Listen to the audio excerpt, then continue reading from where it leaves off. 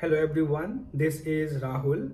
So if you want to convert your any normal photo, this type of photo, into a drone kind of videos that can be of a mountain background or a beach or anything. So they will automatically take that location whatever is there in picture. For example, if you have clicked any photo in any specific hotel balcony, it will automatically take that hotel view. Okay, so how to make this type of drone video, I will show you in my mobile screen. So first you need to upload your picture with a background, then you need to paste this very small prompt. Okay, so if you are a boy, you can keep it from the boy. If you are a girl, you can keep it girl. If you are a couple, you can write it couple. So you can modify the prompt accordingly.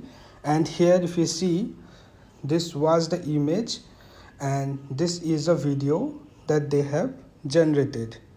Okay, you can see how this looks, and it is automatically taking that location a full view. So in this way you can create this type of video. So for the prompt, you can visit my Instagram page, and here you can comment as a prompt, or you can visit my Telegram channel and you can directly copy paste from here.